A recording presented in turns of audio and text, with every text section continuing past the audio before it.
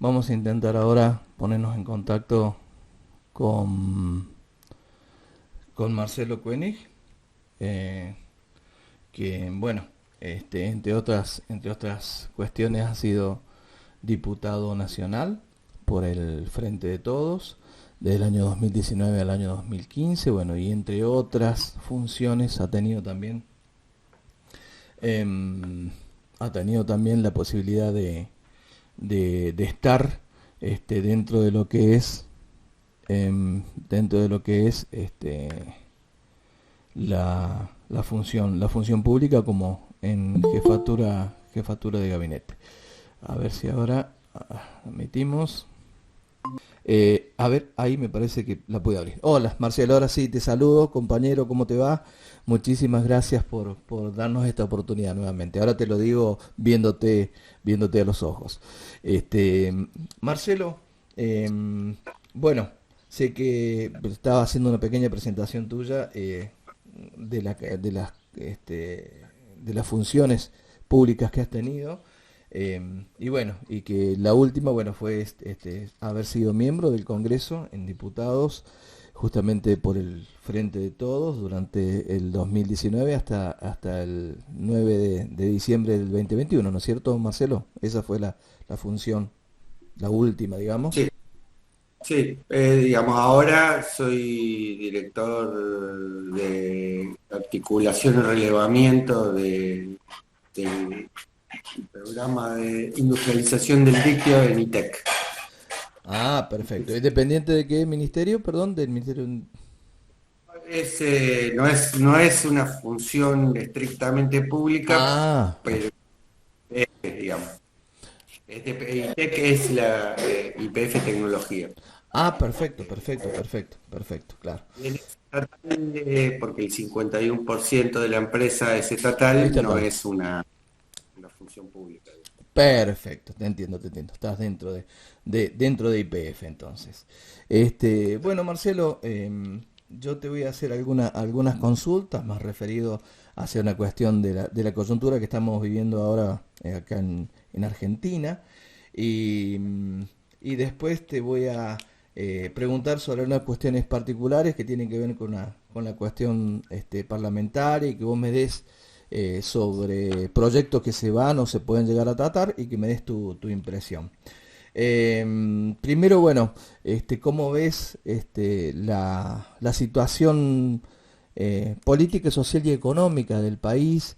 Y si todavía tenemos tiempo de poder solucionar en parte todo lo que en su momento en campaña prometimos, digamos, siempre hablando dentro de lo que es el frente de todos, ¿no es cierto?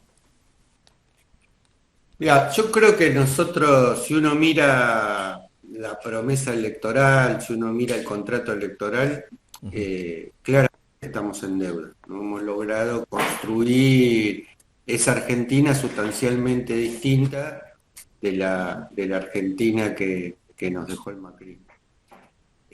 Uno puede atemperar esta afirmación con circunstancias que claramente, digamos, había unas circunstancias que era previsible, que era que la derecha en el gobierno, el neoliberalismo, iba a dejar una Argentina destruida, iba a dejar una Argentina con los poderes concentrados mucho más fuerte que lo que la recibió, Ujú. con el salario eh, de ser el primer salario en dólares de Latinoamérica, compitiendo por ser uno de los últimos, porque ellos vinieron expresamente a bajar lo que ellos llaman el costo argentino y que para nosotros es fundamental porque es el bolsillo de los hombres y mujeres que trabajan en nuestra patria. De los trabajadores, exactamente. Así que esto era absolutamente previsible y otras cosas que no fueron previsibles, como por ejemplo la pandemia. Nadie se prepara para gobernar una pandemia y después de la pandemia vino la guerra, que afecta visiblemente determinadas cuestiones de nuestra economía. Por ejemplo, el aumento de los precios de los commodities y impulsa el aumento de los alimentos que en la Argentina en estos años vienen subiendo por encima incluso de la inflación, ¿no? No solamente traccionan la inflación, nosotros en esta cuestión de producir todo para el exterior, también importamos inflación, ¿no? Porque hoy en el mundo, a partir de la guerra y de otras circunstancias, estamos viendo un proceso inflacionario en un montón de lugares donde Sí, esa inflación no existe. a nivel Y la mundial, a nivel. Argentina, con una cultura inflacionaria importante, lo que sucede es que eso se multiplica exponencialmente. Digo esto también para tener en cuenta las circunstancias de por qué esta cuestión electoral no se cumplió. Ujú. Lo que también creo es que nosotros llegamos a esa situación porque no usamos todos los instrumentos del Estado en favor de defender los intereses populares. Y muchas veces la disputa que enriquece, yo creo, al frente de todos, la diversidad que tiene adentro y las distintas miradas, porque es efectivamente un frente, una coalición, como queramos llamarlo, en Ujú. donde no confluyen solamente aquellos que tenemos la misma mirada, sino compañeros y compañeras que tienen distintas perspectivas. La hegemónica fue aquella que planteaba la moderación como bandera y planteaba que había que resolver las cosas sin generar conflictos. Y como decía el general Perón, no se puede hacer tortilla sin romper huevo y sin afectar intereses materiales concretos, Efectivamente. no justicia social, ¿no? Digamos. Y la idea de que se puede pilotear un proceso de transformación y de justicia social o de bienestar para nuestro pueblo sin afectar intereses económicos concretos, es una idea, por lo menos a mi juicio, absolutamente utópica y que se demostró eh, que, que es inviable, ¿no? Digamos que no se puede hacer.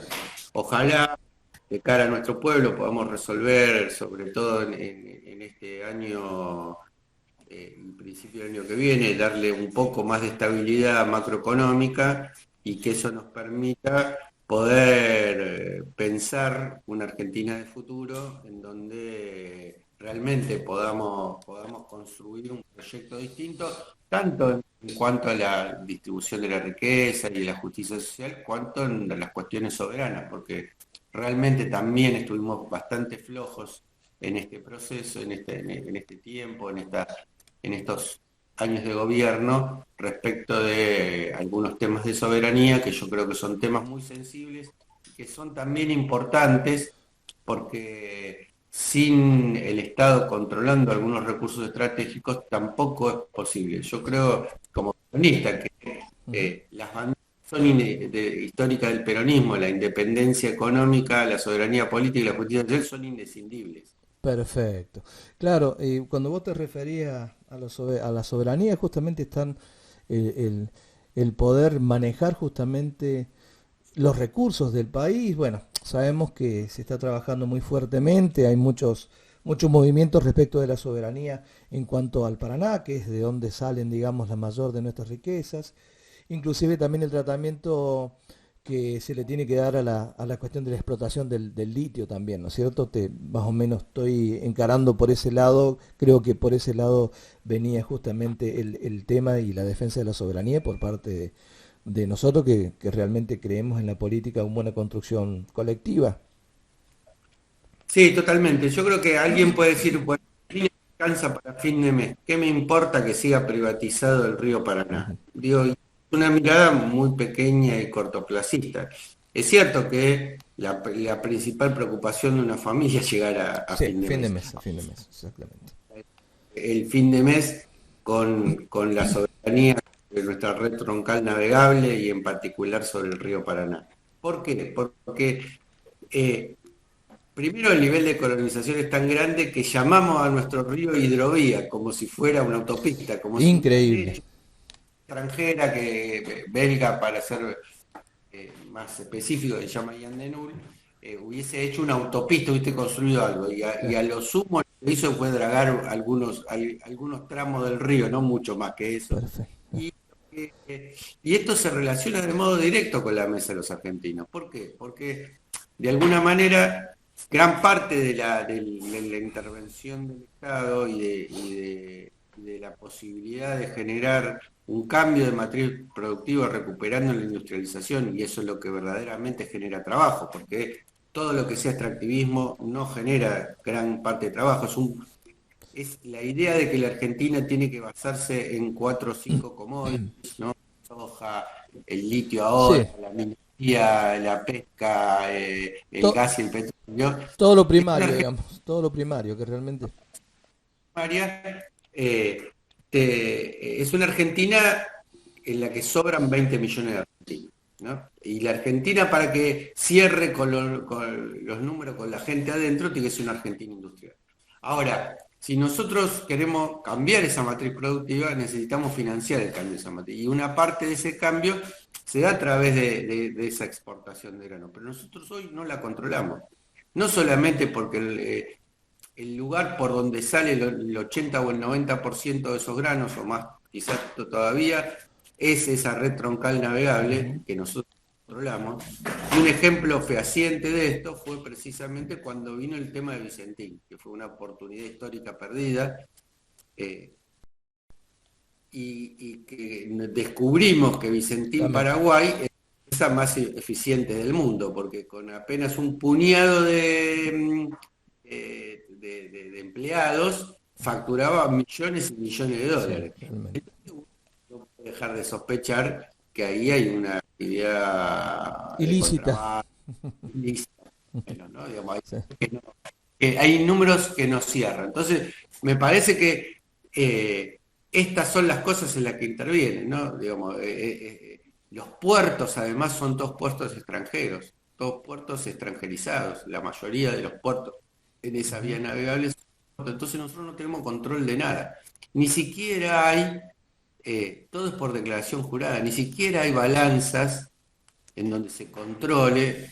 El otro día Pablo Moyano decía que no le cierra los números de la cantidad de camiones que van a los puertos y cuánto peso tienen cada uno de esos camiones, de la cantidad que se declara en los puertos privados, que es, Claro, evidentemente acá hay números que no cierran, y no esos números que cierran, no cierran no cierran. claramente parte de por qué no llega el argentino y argentina trabajadores a fin de mes. Claro, tiene que ver, es directamente proporcional, indudablemente. Bueno, te saco un poquito de tema y quiero que me expliques qué es las corrientes desclasados.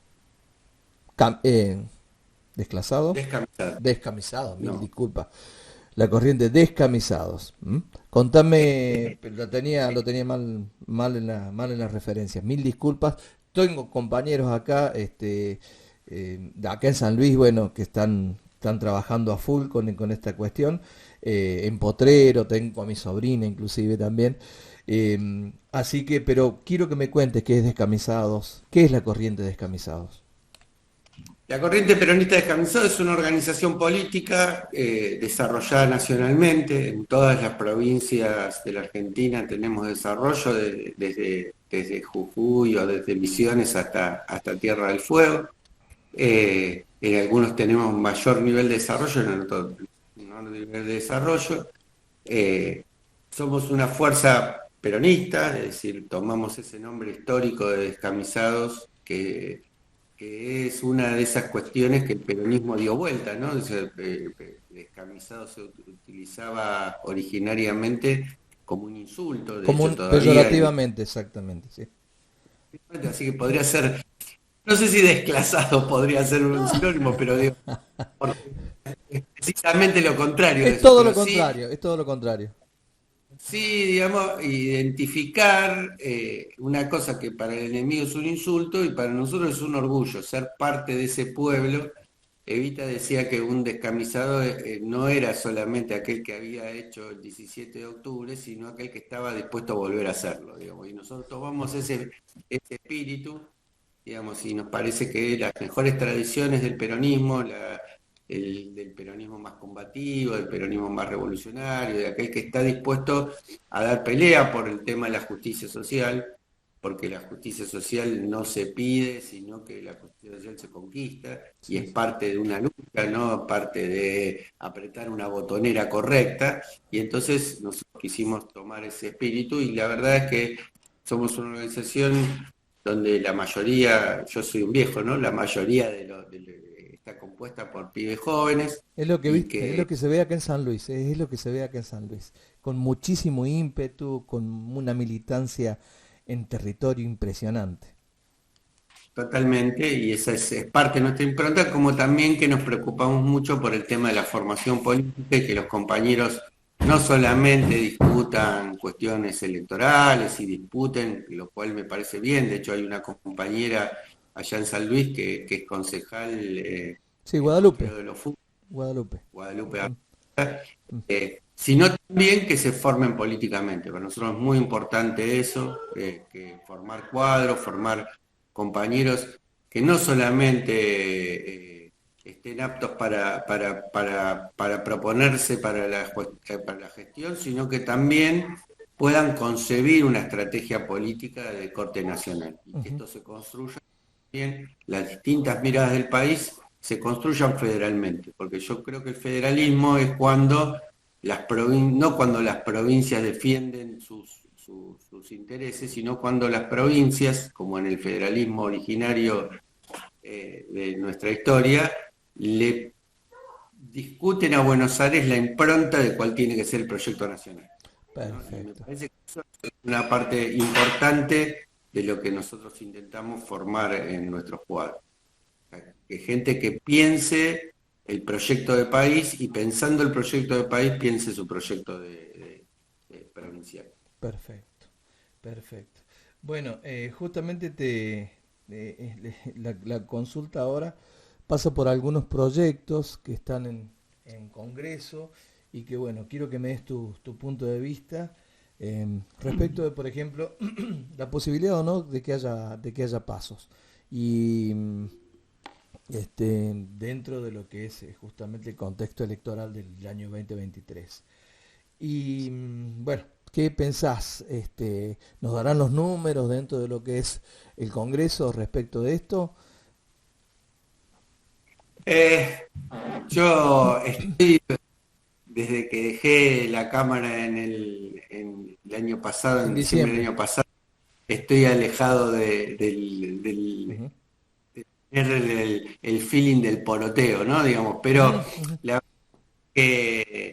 ojalá que den los números para suspender la cuestión de las PASO. Yo creo que hoy, en realidad, las PASO fue una intencionalidad buena que partía de una lógica que era incorrecta, ¿no? Era democratizar bastante la cuestión de las internas, Sí. pero al mismo tiempo partía de la lógica que en la Argentina iba a haber dos coaliciones, una de centro izquierda y una de centro derecha, por llamarla de alguna Ujú, manera, ujú. y que eso iba a transitarse tranquila y mansamente. Y si hay algo que es una mentira en el peronismo, que es que el que gana conduce y el que pierda acompaña, ¿no? Digamos, Efectivamente. han logrado sí establecer esto. Y entonces hace tiempo que la derecha aprovecha mucho más la cuestión de las PASO que nosotros, ¿no? La verdad es que las veces que se utilizó PASO para designar cuestiones importantes, no estoy diciendo esto en un distrito, en una intendencia, sino en gobernaciones y en ese tipo de cosas, fue muy fue muy sangrienta, ¿no? Digo, el ejemplo de mi provincia, la provincia de Buenos Aires, la paso a gobernador del 2015, nos 15. hicieron perder la provincia, Sí. porque fueron Tal cual fue. bastantes cuestionamientos a este sistema. Me parece que hay otros sistemas posibles, como puede ser la ley de lemas, o que permiten dirimir la internet de un modo totalmente distinto y en todo caso más favorable a los intereses de plantear la enorme diversidad que implica Ujú. el interior. Bueno, Entonces, en ese sentido, eh, digamos, me parece que hay que reformular ujú. nuestro sistema electoral, porque por lo menos para una parte importante de la política de la Argentina, este sistema no sirve, aunque lo hayamos propuesto nosotros mismos. Sí, y si no, Marcelo, corrámoslos por derecha. O sea, es un gasto tremendo, ¿no es cierto? Como piensan ellos. No me gusta porque, digamos, La idea de que hay que reducir el gasto de la Sí, política es una idea peligrosa, porque es una idea que sí, agitan, como ves, peligroso. Sí. por derecha, porque quieren que el sistema sea más parecido al sistema norteamericano, donde políticas solamente puedan hacer los ricos, ¿no? Digamos, Exclusivamente. entonces, yo creo que no tiene que ser así, Claro, claro. que el Estado tiene que financiar a los partidos políticos, que son parte fundante y necesaria de la democracia, y que tiene que hacer gastos que tienen que ver con la política y que no está mal que así sea, ¿no? Digamos, ahora, no estoy diciendo con esto de hacer de política una carrera económica, esto es una barbaridad, no puede ser que la política sea el instrumento que tenga una persona para cambiar el auto, el departamento y la mujer No, o el no, sí, compañero. es entendible. Y- pero sí que haya, que no tengan que hacer, que no puedan solamente hacer política aquellos que son ricos, ¿no? Entonces, para mí esto es fundamental, porque no hay transformación posible si reduce eso. Sí, lógico. Y bueno, todo tiene que ver con todo, justamente. Hablamos de los recursos naturales, hablamos de que la derecha, digamos, trabaja siempre sobre cuestiones emocionales respecto de los medios de comunicación y de las redes. Y te quiero consultar porque, bueno, indudablemente desde Alberti para acá todo la propiedad privada es tomada en el pináculo prácticamente de lo que son los derechos y, y con todo lo que esto realmente conlleva, ¿no es cierto?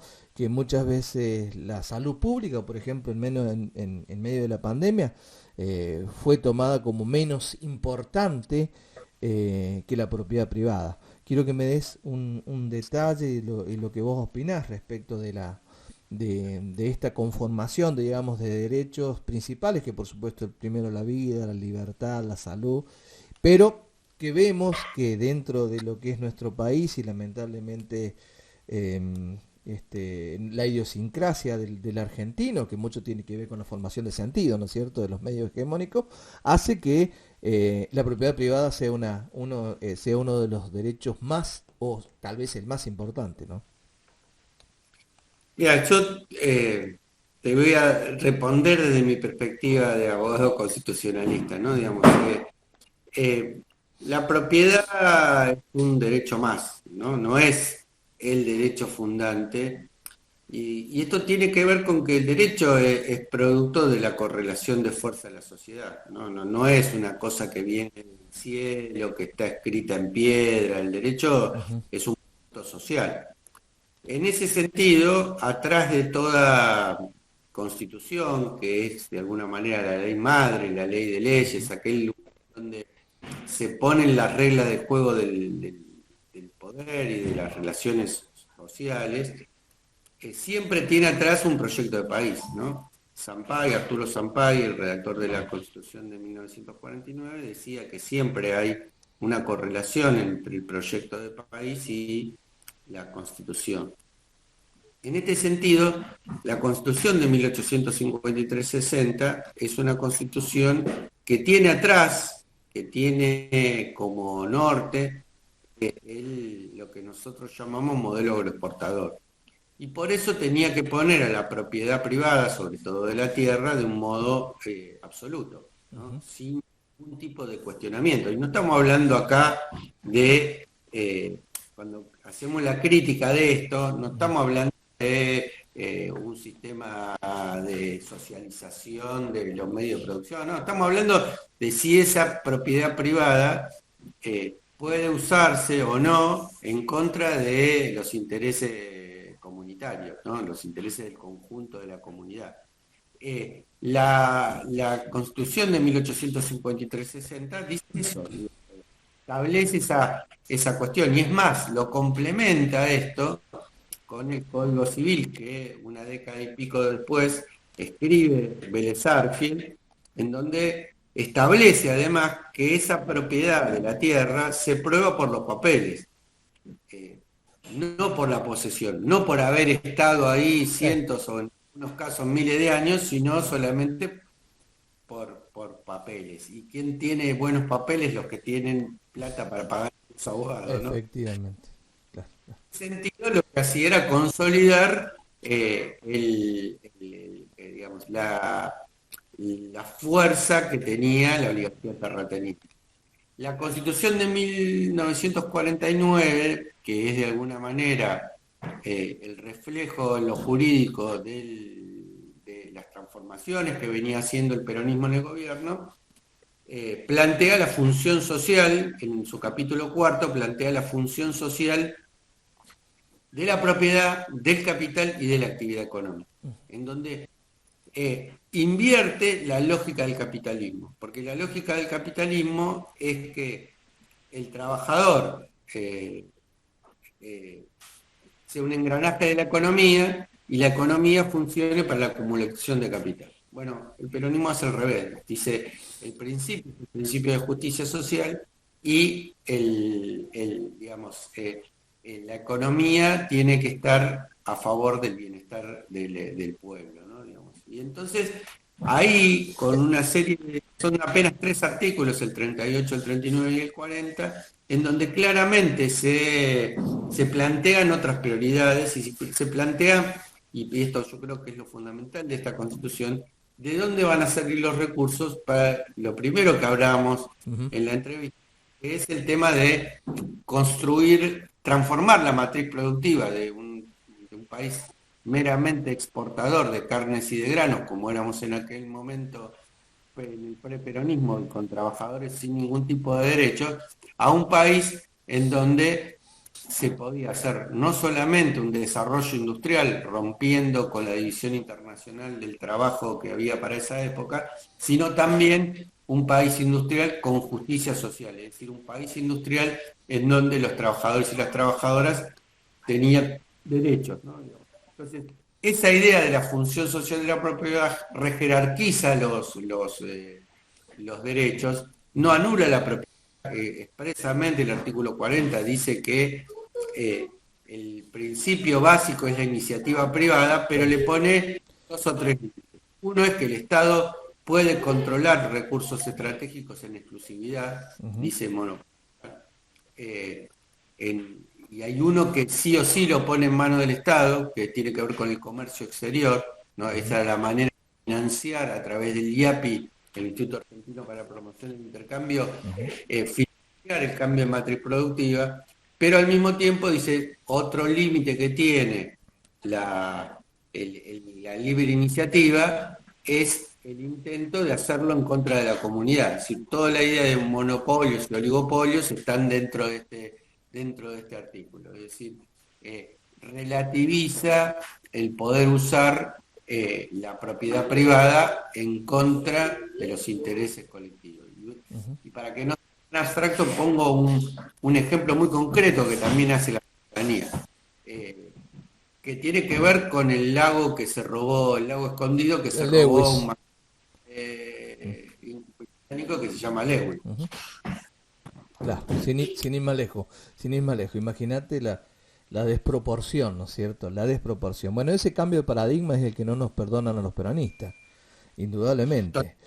Totalmente. Eso es que esa constitución está desaparecida, ¿no? Está Mm. desaparecida de los estudios universitarios, está Tremendo. desaparecida incluso de la discusión política, ¿no? Sí, Porque sí. en el artículo dice que los servicios públicos no pueden ser un negocio, que son no solamente propiedad del Estado, sino que ni siquiera pueden ser concesionados. No puede ser que haya empresas que hagan negocio con la luz, con el gas, Ujú. bueno, y además establece un criterio de cómo debieran recuperarse, que también es revolucionario. Pero La- eso que nos queda en el pasado a veces nos queda en el futuro también. Pero por supuesto, volver a Perón es fundamental. Bueno, por ahí intentamos volver, por ejemplo, cuando el presidente trató de colocar como servicios públicos a Internet en plena pandemia y bueno, tenemos el Lawfare a 1000 en Argentina y Busto Fierro, que fue profesor mío en Córdoba, eh, que es un juez federal, dio un amparo y bueno, y de ahí por supuesto que están detrás los grandes medios, ¿no es cierto? pero por eso, por ahí se intenta, pero no se puede. ¿Vos ves algún tipo de posibilidad respecto de justamente ir o poner o limitar en algo lo que estamos viviendo, esta pata del lawfare que son los empresarios, la justicia y parte de la política de la derecha, como pasa también en otras partes de Latinoamérica? ¿Ves Sí, claro. alguna posibilidad de límite? El lawfare es una estrategia de dominación y que fue formulada por un general de la Fuerza Aérea Norteamericana llamado Dunlop, que lo plantea, que es más económico que hacer invasiones, usar el derecho como un arma. Ujú. Eh, Plantea la conjunción, esa triple conjunción de la que hablaba vos, que tiene que ver con el poder mediático, con el poder judicial y con el poder político. La utilizan para dormir conciencias, para meter miedo. En el siglo XX fueron las dictaduras, hoy el instrumento es mucho más, de dominación es mucho más sutil. Yo creo que esto es también producto de correlación de fuerza de la sociedad, ¿no? Digamos, más allá de que soy un convencido que en algún momento tenemos que hacer una reforma constitucional y el poder judicial tal como nosotros lo tenemos, que es absolutamente corporativo, está Sí. intocado por los intereses populares, ¿no? El único poder que no se elige, ¿no? Que después critican las reelecciones y que se quedan en sus sillones atornillados, como fue el caso de Fahita hasta los 99 años, Claro, una ¿no? cosa increíble, increíble. Bueno, No, en algún momento vemos el debate y tenemos que empezar el debate sobre una nueva constitución para un nuevo Estado. Pero ujú, en el camino lo que tenemos que ir cambiando la correlación de fuerza para hacer esto posible. Y lógico. para hay que militar, hay que formarse, hay que construir organización, hay que ser capaces de no quedarnos en las pequeñas disputas, sino ser capaces de pensar, soñar y poner las manos, digamos, a favor o en el sentido de lo que dicta nuestro corazón para construir Ujú. esa patria más justa y tener la espalda suficiente para hacer todos estos cambios. Marcelo, bueno, ya terminando y agradeciéndote infinitamente, después te la voy a pasar a la entrevista a través de YouTube.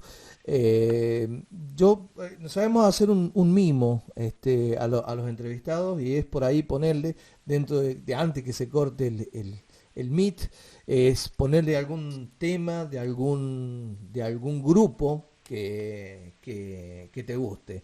En este caso, yo mientras vos me decís, yo voy buscando, ya me meto en el YouTube y estoy buscando lo que vos quieres escuchar. A mí una de las canciones que más me gusta es Latinoamérica de Calle 13. Perfecto. Ahora, mientras la busco, bueno, te voy agradeciendo nuevamente la posibilidad que me diste de estar en comunicación contigo. Y bueno, cuando vengas a San Luis, te voy a, ¿cómo es?